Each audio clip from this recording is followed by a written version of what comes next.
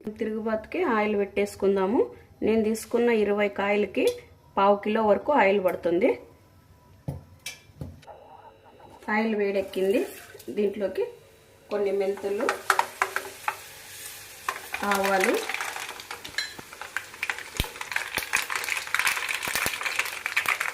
కొద్దిగా ఇంగువ,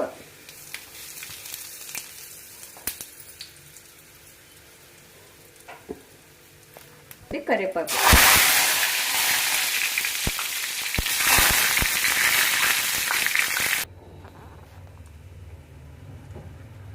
తిరుగుబాతు రెడీ అయింది.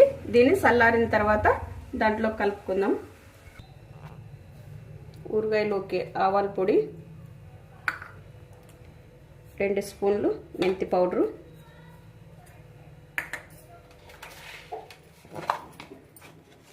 కొద్దిగా పసుపు,